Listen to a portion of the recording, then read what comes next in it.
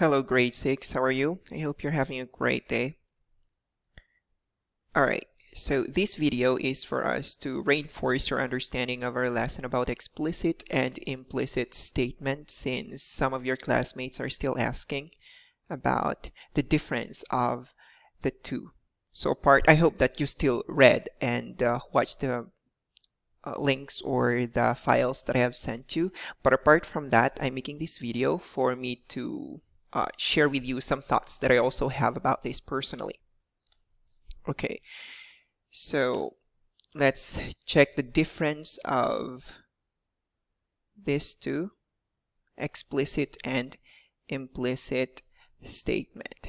Okay, so while we're waiting for the system to respond because it's not responding, let's try to go over explicit first. So when we say explicit statement, from the word explicit, it means it's direct or it's expressed directly. So the statement or the meaning of the statement must have been expressed directly. The exact word or exact words are used to inform the readers about the meaning of the statement. All right, here. So what's the difference of the two? Just like what we mentioned earlier here, it directly states information, while for implicit, the information is stated indirectly. We'll try to go over that later on. Now, another thing about explicit is that the readers do not have to infer because the information being delivered is stated using the exact words. Oh yeah, we mentioned that earlier already.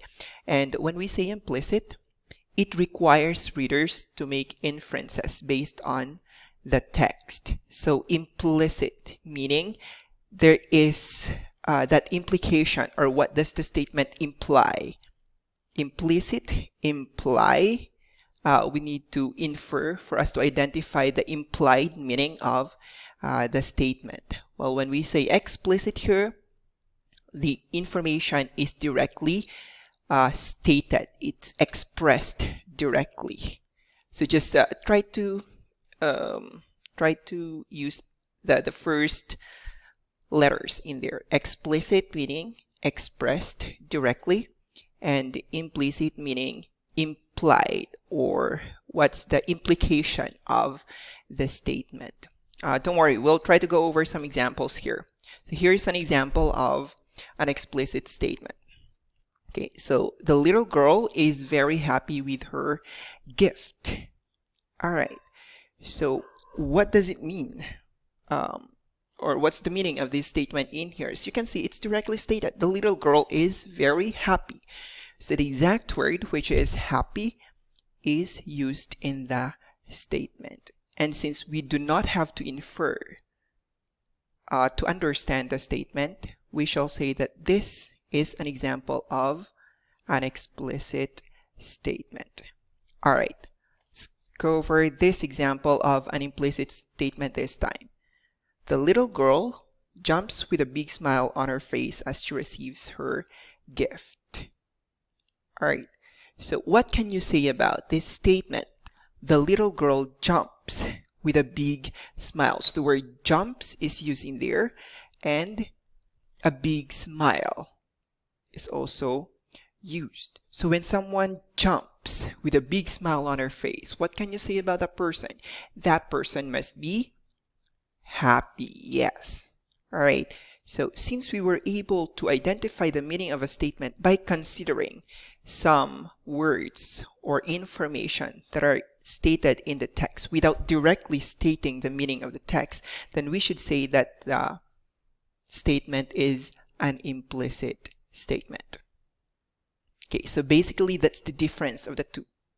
Okay, explicit, again, it's expressed directly. Implicit, we need to infer for us to understand the meaning. All right, now since we were able to discuss the difference of the two already, let's have some practice here. I want you to pause this video and try to answer this activity first before we discuss. So all you have to do is to read the statements carefully and identify whether the statement is implicit or explicit. All right, so I hope you're already done. let's take a look at your answer for the statement number 1. Sally is sitting alone on the bench with few tears dropping from her eyes and her shoulders are dropped. Okay, so take a look at the statement. Sally is sitting alone on the bench with few tears dropping from her eyes. So when there are tears dropping from someone's eyes, what can you say about the emotion that the person must be feeling, considering that Sally's shoulders are also dropped?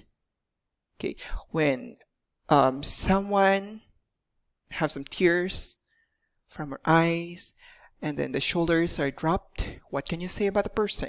The person must be sad, yes. So the person must be sad or lonely, considering this context that she is sitting alone on the bench. And since we were just able to identify the meaning after considering some text and that the meaning is not directly stated in the text, we shall say that statement number 1 is an implicit statement.